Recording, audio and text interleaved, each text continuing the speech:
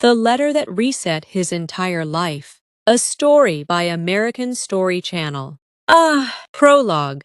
The letter in the drawer. The gun was already in his mouth when the letter arrived. Elijah Crane sat in his dimly lit apartment on the third floor of a crumbling brownstone in Brooklyn, the metallic taste of the barrel cold against his tongue, his finger trembling on the trigger. 43 years old, divorced, estranged from his daughter, fired from his job as the investigative journalist at the New York Tribune 6 months ago after a story about corruption in the NYPD went sideways. The settlement money was gone. The booze wasn't working anymore. The pills weren't working anymore. Nothing was working anymore. His phone buzzed. Once, twice, 3 times. He ignored it. Who calls at 2:47 a.m. anyway? Probably a wrong number. Probably a telemarketer from some call center in Mumbai trying to sell him an extended car warranty for a Honda Civic he totaled in a DUI 3 years back. Buzz, buzz, buzz. God damn it! He mumbled around the gun barrel, spitting it out onto the coffee table. It clattered against an empty bottle of Jack Daniels and rolled onto the stained carpet. He checked the phone. Unknown number, Brooklyn area code. Against every instinct, he answered. Crane? A woman's voice, raspy, familiar in a way that made his chest ache. Elijah Crane? Who's asking? My name is Margaret Holloway. I'm a probate attorney in Manhattan. I represent the estate of Dr. Abigail Vance. Elijah's blood turned to ice. Abigail Vance. The name hit him like a physical blow. He hadn't heard it in 20 years. Not since. Dr. Vance passed away 3 days ago, Margaret continued. In her will, she left you something, a letter. She was very specific about the instructions. It must be delivered to you personally, and you must open it alone. I'm outside your building, Mr. Crane. May I come up? Elijah looked at the gun on the table, at the empty bottles, at the life he'd built from the wreckage of his own making. Yeah, he said, his voice barely a whisper. Yeah, come on up. Chapter 1, The Envelope. Margaret Holloway was nothing like Elijah expected. She was young, maybe 30, with sharp green eyes and auburn hair pulled back in a severe bun.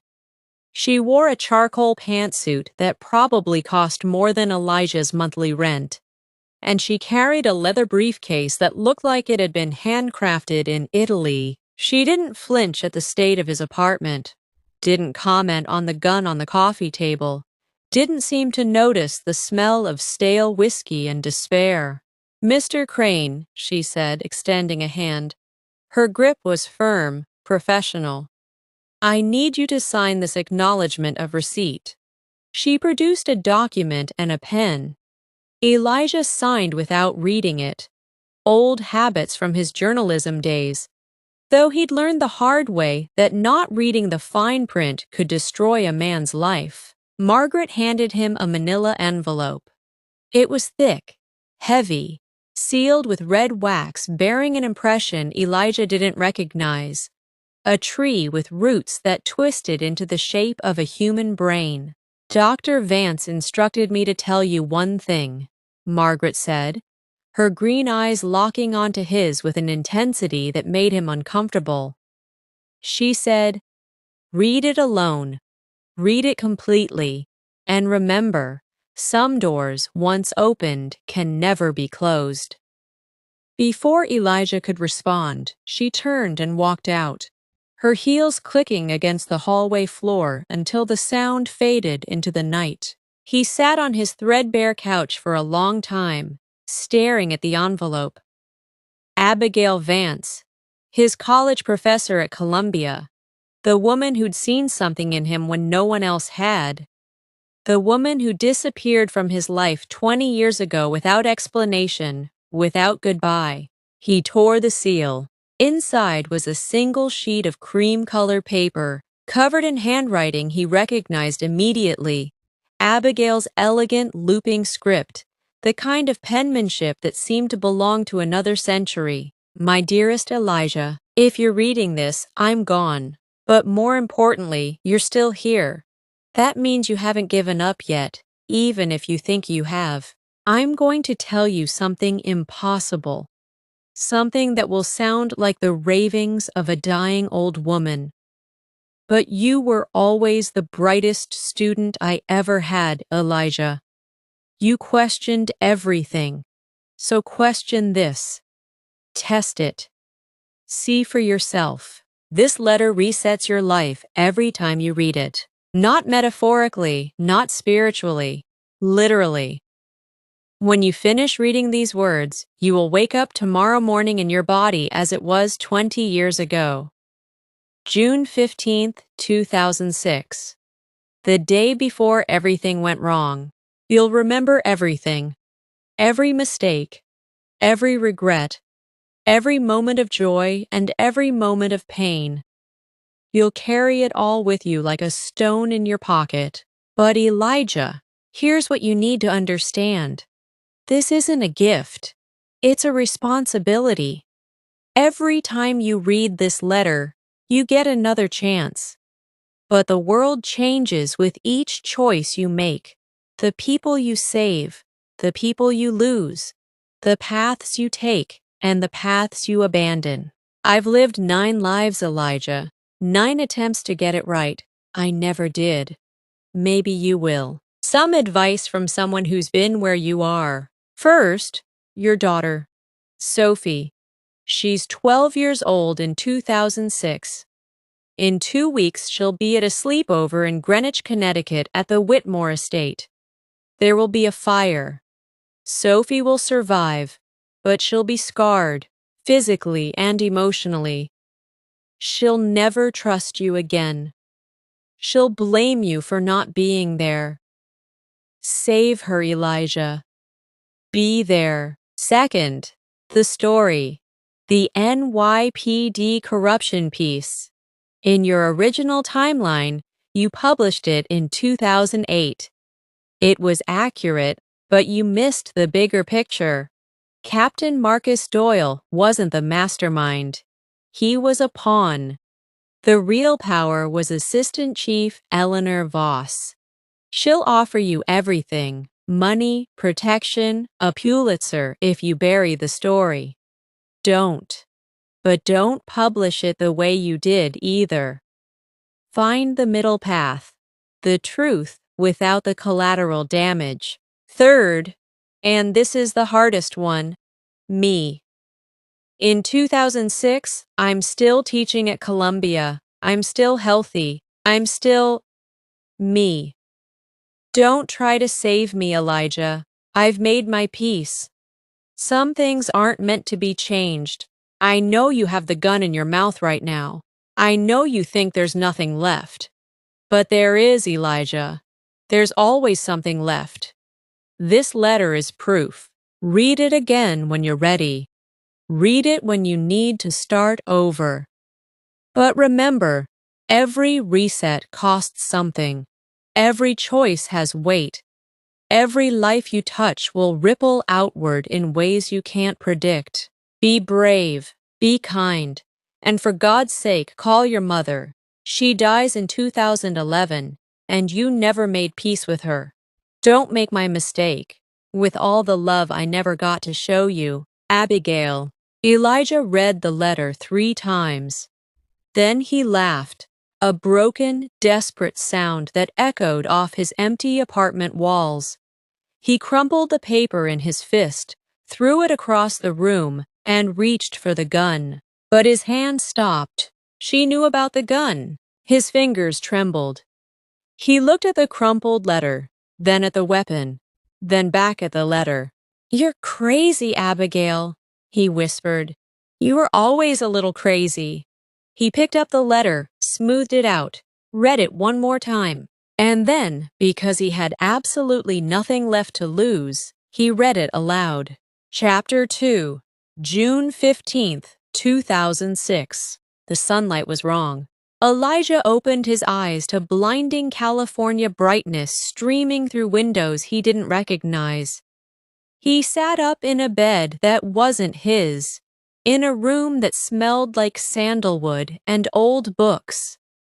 A poster of The Great Gatsby hung on the wall. A desk cluttered with journalism textbooks and empty coffee cups.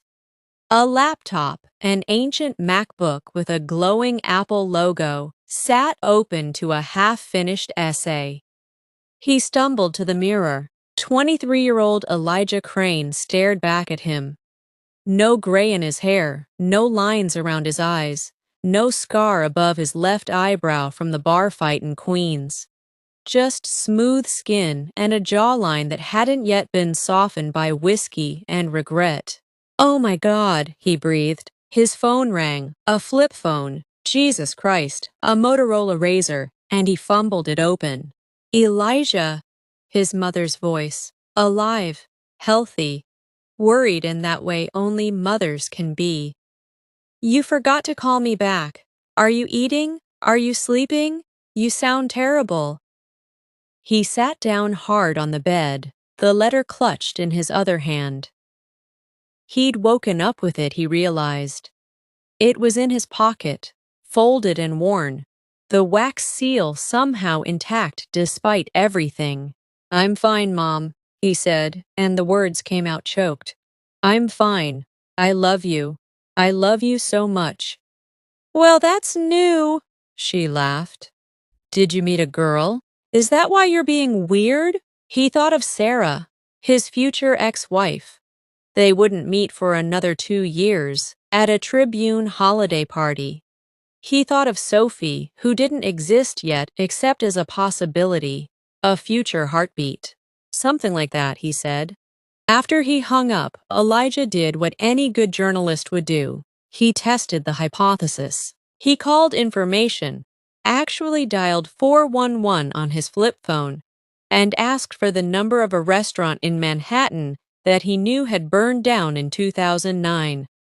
They answered. He asked about the weather for next week.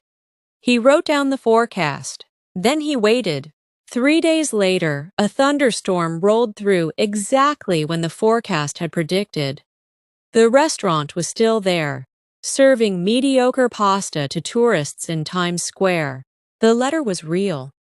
Chapter 3. The First Reset. Elijah spent 6 months in 2006 trying to build the perfect life. He avoided Sarah at the holiday party, met her, shook her hand, walked away before the spark could catch. He called his mother every Sunday. He visited Abigail at Columbia, sat in her office, drank her terrible coffee, and listened to her lecture about narrative structure and the ethics of true crime reporting. "You're different," she said one afternoon in October, peering at him over her reading glasses. "More serious. Older somehow." "You have no idea," he replied. He tracked down Captain Marcus Doyle, introduced himself as a journalism student working on a thesis. Doyle was gruff, suspicious, but Elijah had 20 years of experience reading people. He played the eager young reporter, asked the right questions, took the right notes. And Sophie, God, Sophie. He drove to Greenwich in his beat-up Honda Civic. He remembered having this car, remembered totaling it later, remembered everything, and parked outside the Whitmore estate on the night of the sleepover. He sat in the cold for 6 hours, drinking gas station coffee, watching the lights in the windows. At 2:17 a.m., he smelled smoke. The fire started in the kitchen. Electrical fault. Same as it had been in his original timeline. But this time, Elijah was already inside. He'd befriended the security guard 3 days earlier, brought him coffee, learned the patrol schedule. He slipped through a side door, ran up the stairs, and pulled 12-year-old Sophie Whitmore. Not his Sophie, not yet, but a Sophie who would never exist now, from her burning bedroom. He carried her out into the night as the fire trucks wailed in the distance. She clung to his neck, crying, her pajamas singed but her skin unburned. "Who are you?" she whispered. "Just a guy who was in the right place," he said. He drove away before the police arrived, his heart hammering, his hands shaking. He'd done it. He'd changed something. He'd saved her. But Sophie Whitmore wasn't his daughter. His daughter. The Sophie who would grow up hating him, blaming him, cutting him out of her life, had never been born. By not meeting Sarah, by not falling in love, by not creating that particular combination of DNA and destiny, he'd erased her. Elijah pulled over on I-95 and threw up on the shoulder. Chapter 4. The Weight of Choices. The first reset taught him that changing the past wasn't simple arithmetic. Every equation had variables he couldn't predict, consequences he couldn't control. He lived that timeline for 3 years, graduated Columbia with honors, landed a job at the Tribune through sheer competence rather than the lucky break that had launched his original career. Avoided Sarah, avoided marriage, avoided fatherhood. He published the NYPD corruption story in 2009, but carefully, strategically, with legal review and anonymous sources properly protected. Doyle went to prison. Voss was implicated but never charged. Elijah hadn't found the evidence yet, the smoking gun that would take her down. His mother died in 2011, just as Abigail had predicted. But this time, they'd made peace. She knew he loved her. He'd been there at the end, holding her hand, telling her stories about his work, about his life, about the man he was trying to become. And Abigail. He'd visited her every week for 3 years, bringing her books, arguing about politics, listening to her theories about quantum consciousness and the nature of memory. She never told him about the letter, never admitted to knowing the truth. But sometimes, late in the afternoon when the light turned golden in her office, she would look at him with an expression he couldn't quite read. Sadness and pride, and something that might have been recognition. "You could have been great, Elijah," she said the week before she died. Cancer, aggressive, the same as in every timeline. In every life, in every version of the world, you could have been great. "I don't want to be great," he said, holding her frail hand. "I just want to be good." She smiled. "Those aren't as different as you think." When she passed, Elijah found himself standing in her empty office, the letter in his pocket, his heart broken in ways he hadn't expected. He'd saved Sophie Whitmore, but lost his own daughter. He'd made peace with his mother, but watched her die again. He'd been a better journalist, but a lonelier man. He pulled out the letter, read it again, felt the familiar vertigo, the sense of the world folding in on itself like origami, and woke up on June 15, 2006, 23 years old, with everything ahead of him and everything behind him, carrying the weight of 2 lives like stones in his pockets. Chapter 5. The Second Reset.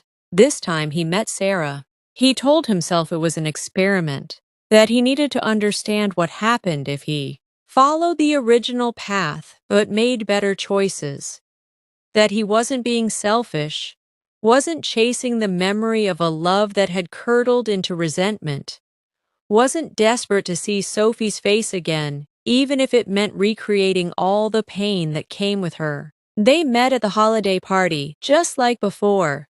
She was beautiful, dark hair, sharp wit, a laugh that sounded like breaking glass in the best possible way.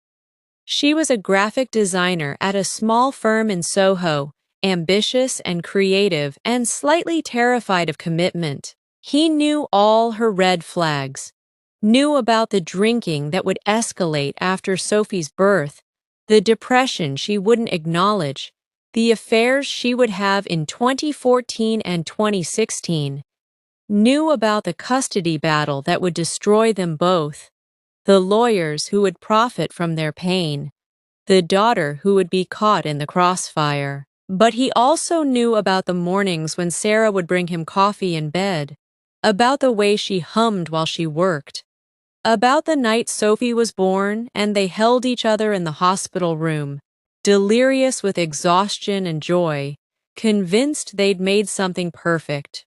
He chose her anyway. They married in 2008.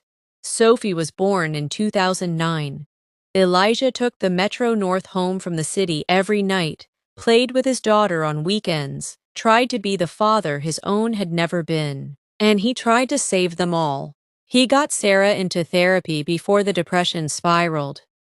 He confronted her about the drinking, gently but firmly, with the knowledge of what would happen if he ignored it.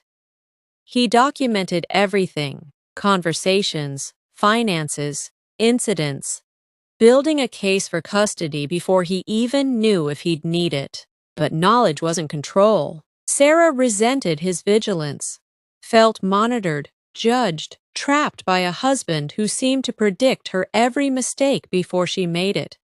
She accused him of being controlling, of not trusting her, of treating her like a child.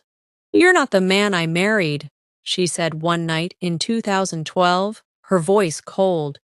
"You used to be spontaneous, fun. Now you're just careful." "I'm trying to protect us," he said. "You're trying to protect yourself," she replied. "From me." The marriage ended in 2014, just like before. The custody battle was uglier, more protracted, because Elijah was better prepared and Sarah was more desperate. Sophie was 5 years old enough to understand that her parents were tearing each other apart, too young to understand why. He got custody.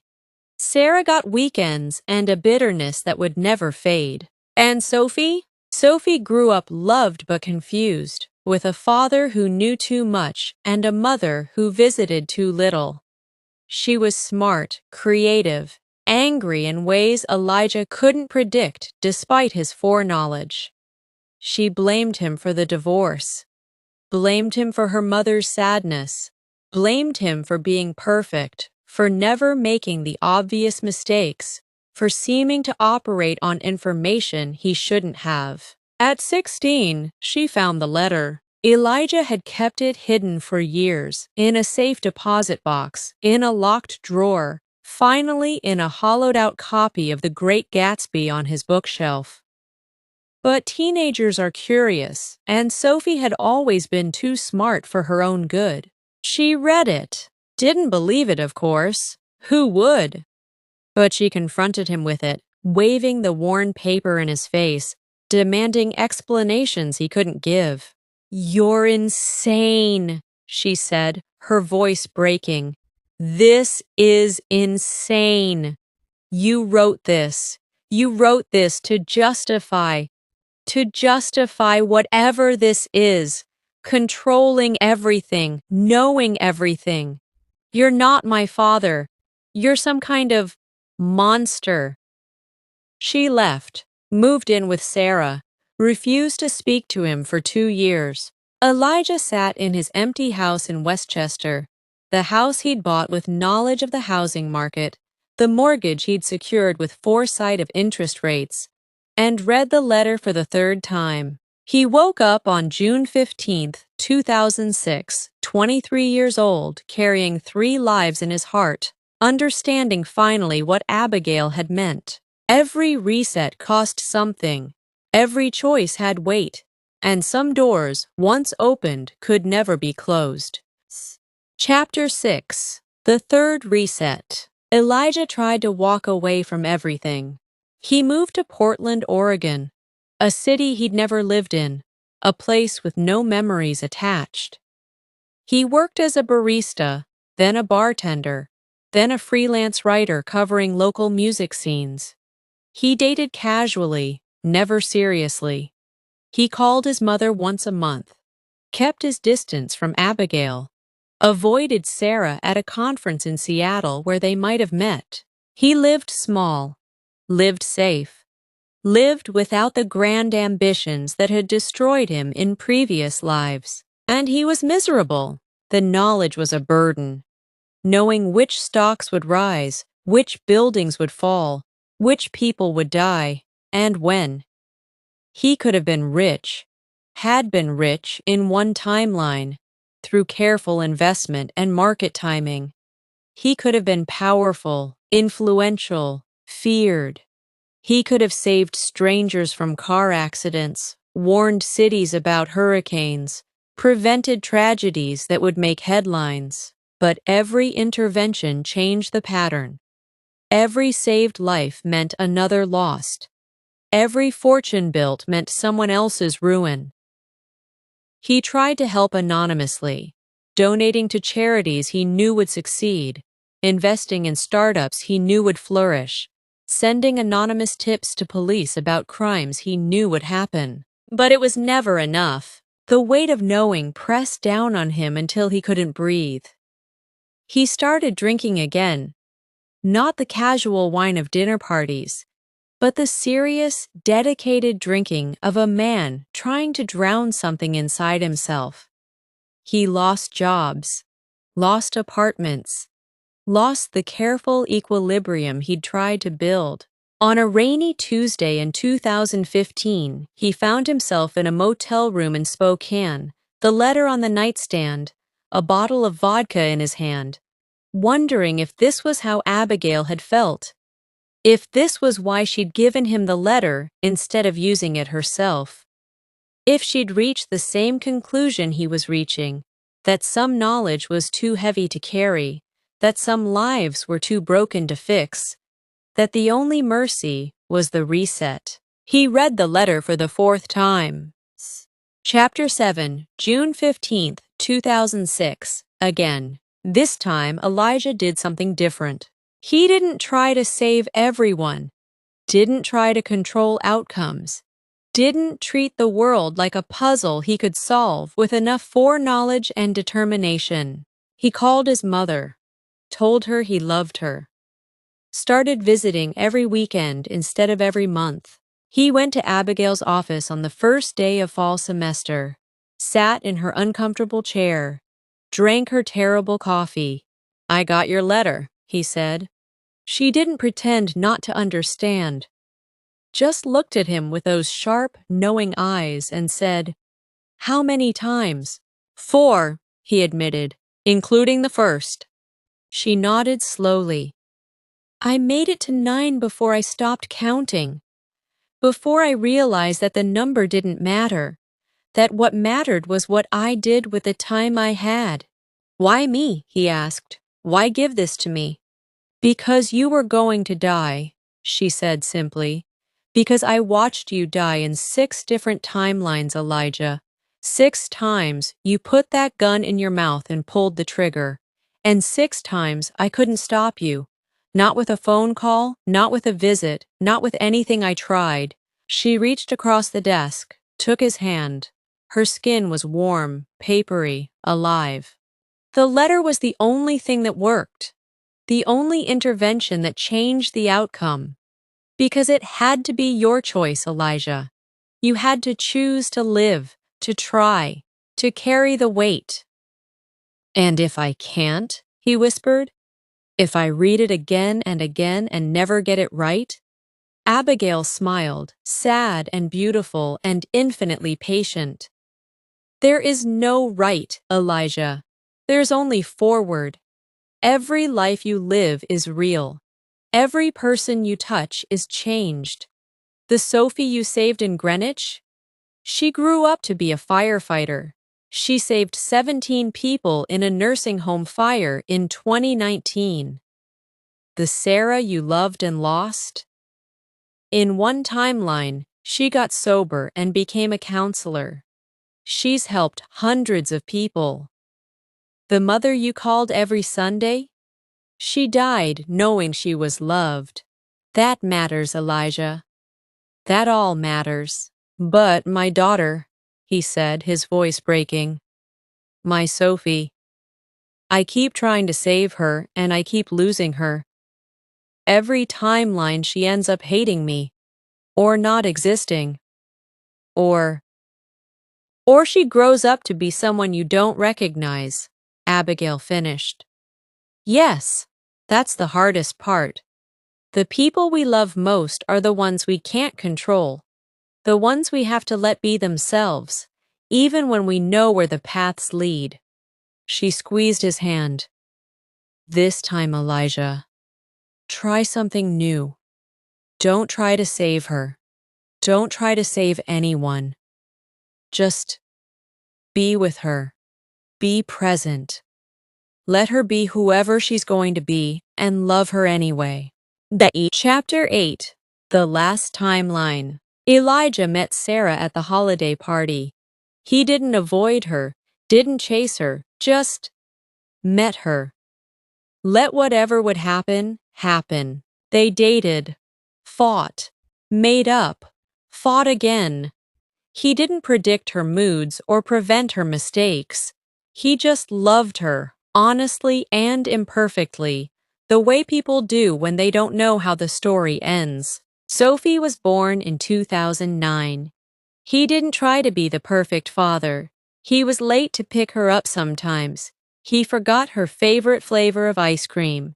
He made mistakes, apologized, tried again. He told Sarah about the drinking before it became a problem, not as a prediction, but as a fear. I'm worried about you, he said. I love you. I want to help. She got angry, defensive. Then slowly, she got help. Not because he forced her, but because he asked. The marriage still struggled. They still fought about money, about time, about the thousand small betrayals that accumulate in any long relationship. But they stayed, worked, grew. Sophie was difficult, brilliant and willful, and sometimes cruel in the way only teenagers can be. She hated him when he said no to the party in junior year, the one where a kid would overdose. She hated him when he grounded her for sneaking out, for the lie about the chemistry test, for the boyfriend who was bad news. But she also came to him when her heart was broken, when she got into Columbia and didn't know if she could afford it, when she realized she was gay and terrified to tell her mother. I don't know how you always know the right thing to say, she told him once, curled on the couch in their Westchester house, her head on his shoulder. I don't, he admitted. I just listen. And I love you, even when you're impossible, especially then. She laughed. You're weird, Dad. I know. Abigail died in 2016. Elijah was there, holding her hand, telling her about Sophie, about Sarah, about the life he was trying to build. She smiled, squeezed his fingers, whispered something he couldn't quite hear. Then she was gone. He kept the letter, didn't read it. Some nights, when the weight of memory felt too heavy, he would take it out of its hiding place and hold it. Feel the texture of the paper. Remember the woman who'd given him the impossible gift of second chances. But he never read it again. Because this life, this messy, imperfect, unpredictable life, was enough. Epilogue. The letter. Elijah Crane is 63 years old now. He lives in a small house in Burlington, Vermont, with Sarah, who got her master's in social work and runs a nonprofit for homeless youth. Sophie visits every Thanksgiving with her wife, Maria, and their adopted son, little Elijah, who has his grandfather's eyes and his grandmother's stubbornness. He still writes sometimes, essays about memory, about time, about the stories we tell ourselves to make sense of impossible things.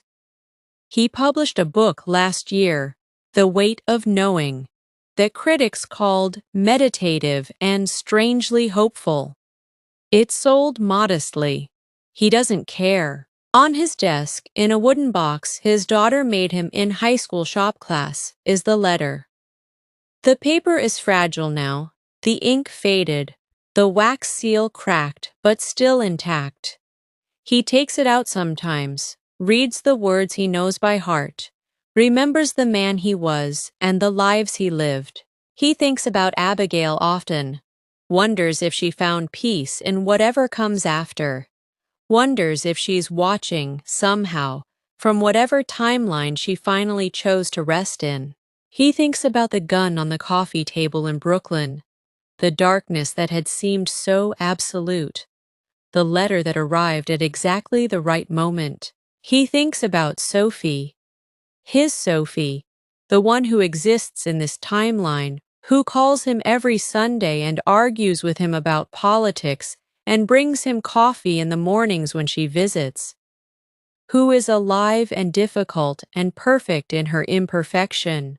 He thinks about Sarah, asleep in the next room, her breathing steady and familiar, the weight of 40 years of love and struggle and forgiveness between them. And he thinks about the future, the one he can't predict because he stopped reading ahead, the one that scares him and excites him and reminds him every day that being alive is the greatest adventure he never expected to have. He puts the letter back in its box, closes the lid, walks to the window and watches the snow fall on Burlington, on Vermont, on a world that keeps turning despite everything, that offers second chances and third chances and infinite chances to the people brave enough to take them. Thank you, he whispers to Abigail, to the universe, to whatever force had sent a letter to a desperate man at exactly 2:47 a.m. on the worst night of his life. Then he goes to wake Sarah for breakfast, to start another ordinary day in an extraordinary life, to continue the story that almost ended before it began. Closing note. Dear viewers, thank you for staying with us until the end of Elijah's journey. Stories like this remind us that no matter how dark the night gets, there's always a chance for morning. There's always a letter waiting to be read, a hand reaching out to help, a reason to choose forward instead of surrender. If you or someone you know is struggling, please reach out. The National Suicide Prevention Lifeline is available 24/7 at 988. You're not alone. You're never alone. And to all of you who've been with us on American Story Channel, whether this is your first video or your 50th, thank you. Your support means everything. Keep believing in second chances. Keep choosing forward. Keep being the light someone else might need. Good luck out there, and we'll see you in the next story. Subscribe to American Story Channel and hit that notification bell so you never miss a tale that might just change your perspective. Because every story matters, including yours. The American Story Channel team.